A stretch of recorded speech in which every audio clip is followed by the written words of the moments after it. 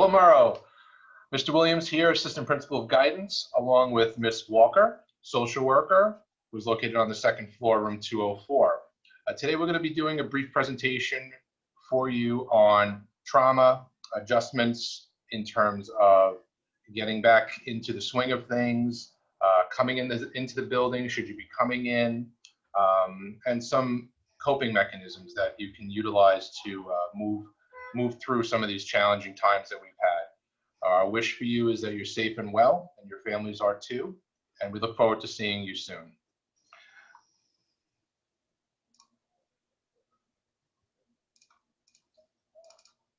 So, grief and trauma. The goal in terms of addressing grief and is not to take it away, focusing on the pain and allowing for compassion to be present with you as you move through these next few weeks. Oftentimes, if there was a loved one lost due to something like a pandemic, there's justice and fairness that's wanted on the part of the bereaved. And this was a time like no other where you might not have been able to take part in the ordinary rituals, such as attending funerals and wakes for loved ones that might have passed on. You might not have been able to go to the hospital and be at the bedside of loved ones who were sick and ill and who eventually recovered. Again, this is something that we've never seen before, and it was very, very challenging for all of us. So what you're going through is not necessarily something that you should be viewing. Any of the challenges that you're going through isn't something that you should be viewing as doing it the wrong way. If you're feeling these sensations of pain, it is a normal part of this process, and it's a part of being human. After a death or a loss, children and adolescents are often concerned with their own health, and the social distancing measures that schools and public places have put into place are challenging in terms of recovery and healing from such traumatic events, should you have experienced something like that. Your family members may be overwhelmed too, and you might notice some more stress in the house and in the home and with your friends as well. Not surprising, a normal side effect of something that we have just gone through. And grieving students often often have difficulty in academic performance, something that is very, very common, especially given these times.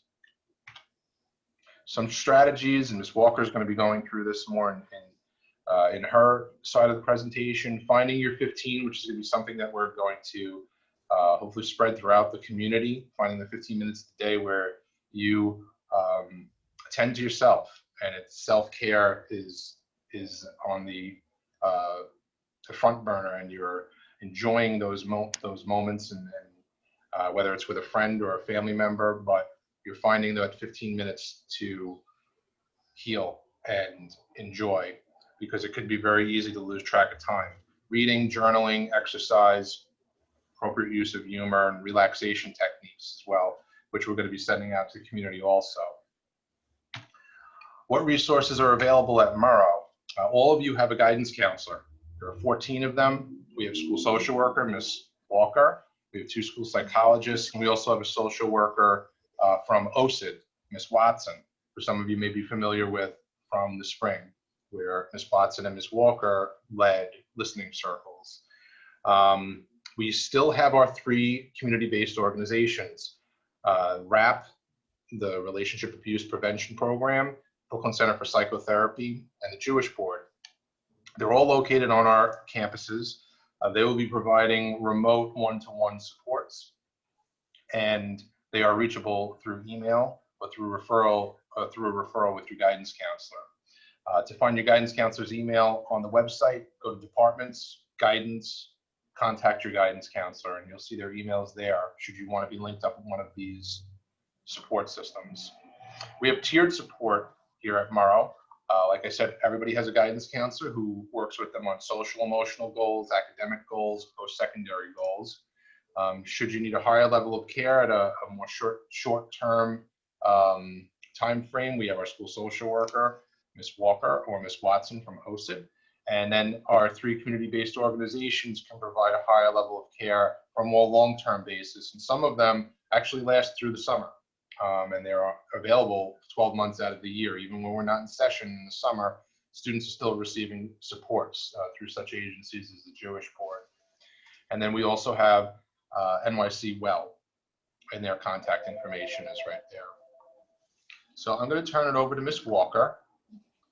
Thank you, Mr. Williams. You're welcome. And okay. Hi, all students of Murrow. I am Ms. Walker for those that have never met me before. Some of you may have seen my face for the listening circles during our quarantine time before we transitioned to summer break. I hope that you all were able to have some relief just from schoolwork and, of course, the stressful time that we all had from March of this year until now with COVID. I wanted to address just some ways how you can cope with just transition. We're experiencing a tremendous transition, not only on the individual level and with your academics, but also just in the world completely, right, for many of us. So I just wanted to share how are some ways that you can cope and understand some of the emotions that can come up with transition during this time. Next slide, please. Now, there are definitely some feelings that could come up with transition, whether it's remote or even experiencing something within in-building learning, but we want to focus on the feelings itself. I think all of us can agree that just the fear of the unknown has been tremendous for many of you. For those that I've had sessions with by phone or even through email, I've spoken to some of your parents, speaking to even faculty members, just the uncertainty of what is going to happen is day by day. And that's something that I hope all of you can really embrace, because it's very natural for you to be afraid. But it's something we're all working through together, and it's something that you can speak to with anyone that is in building that we can address with you through email. Also, anticipation and relief. There might be some of you who are happy that the school year has begun for different reasons. Sometimes home situations are not always the best. You might have difficulty at home, maybe with parents, maybe with other family members. You could also feel cramped. There's a lot of different situations that you all are experiencing being home and having to work remotely that I'm sure many of you may have looked forward to and anticipated starting the school year again, which is not abnormal at all, okay? Anxiety is actually something that has been one of the most common emotions that I am going to address as we move forward, but it's something that has come up for many students. It's very natural to feel just anxious about what is going to happen or how are you going to perform for this 2020-2021 school year, because there's just so many elements that none of us can really control, but we're trying to make the best of. So if you are experiencing anxiety, understand that it's to be expected and it can be worked through different coping mechanisms. I know lack of motivation has also been a tremendous factor for many of you. Being at home and having a certain routine that, you know, you can start to feel trapped, or you feel like you're not really able to perform at the same level as if you were in building, is normal. And it's something that can come up and it can change. So the most important thing is that you're patient with yourself and that you can also talk to, you know, your guidance counselor or even a therapist, social worker like myself, about just what's happening with you if you are experiencing lack of motivation, and ways that we can deal with that with you. Sadness, and I would even say depression, very common that's come up. Because of COVID, there's been a lot of grief, there's been a lot of loss, there's been tremendous change, and that can come with many feelings of sadness and even depression. So if that comes up for you, it's nothing to be embarrassed about. It's something that I would encourage you to speak to any of us about, because we want to be able to support you through those feelings. Okay? Feeling traumatized, I know that we've all been through a lot. Trauma is something that is going to be an ongoing conversation, because we've been through a collective trauma with COVID and tremendous loss along the way. So that's to be anticipated. And similar to fear of the unknown, uncertainty. Okay, we are at this point trying to roll with all of the many changes that are happening for all of us, and many of us feel uncertain, but we're trying to make small plans to put into place to address that feeling of uncertainty. Next slide, please. Okay, so one emotion that I wanted to focus on, because it's something that has come up the most, is anxiety, and just how to handle the anxiety of transition. So I have a few points that I wanted to offer you all in terms of what can be helpful to look at anxiety and to break it down to make it more manageable. One of the first points is to recognize the large and plan for the small.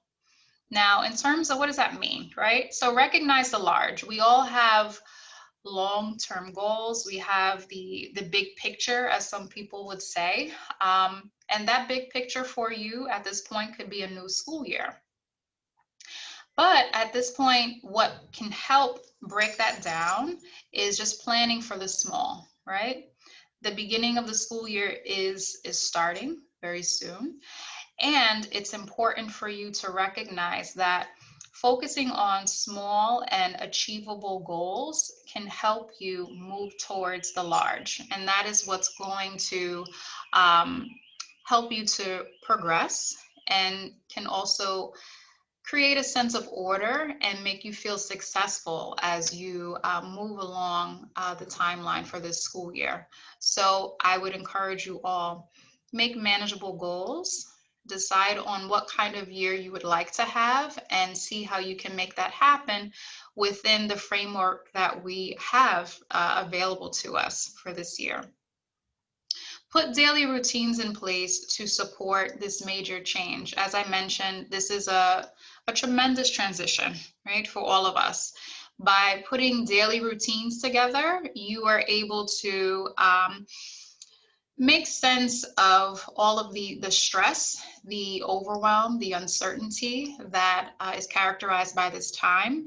And it can help with any sense of instability that you have by making something stable in your life. So look at the routines that you have now, whether that is your sleep schedule, the time that you perhaps decide to do your schoolwork, the time that you eat lunch, maybe even schedule exercise, these types of things that can help you manage your day, and something that you can rely on. And it can make you feel less stressed and more in control.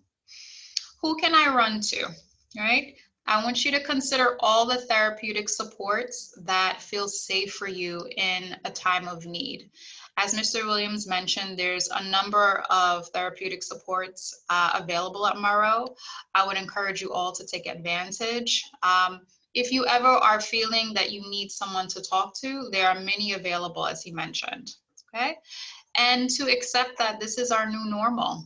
At this point in time, this is how life is. I know any of you can walk outside, you see the mask, you see the social distancing. This is the way of our world today until it's not, right? So beginning to accept that this is what's normal for now until we can transition to another place. Next slide, please. And lastly, I would encourage you all to focus on the positive. We all have many things in our lives that that sustain us, that if we think of them, they put us in a good mood, right? So I would encourage you to create a list of good mood shifters, as I call them. You know, think about what brings me joy. If that is listening to music, if it's taking a walk in the park, if it's drawing, if it's writing, if it's connecting to your loved ones, which I also mentioned, just having those healthy connections. You need to think about what puts you in a good mood and to do as many of those things as you possibly can throughout your day and throughout your week. I would also say to reach out to your teachers for support. The adults at Murrow are here to encourage you, to support you to get through this experience in any way that we can. And there's nothing wrong with, you know, shooting that email, having that conversation. If you do need support, whether that's socially or emotionally, or even academically, we would encourage you, please, to express yourself and let us know what you need. Note all the therapeutic supports in the building, as I already mentioned, and to also, you know, lastly, make room for rough days.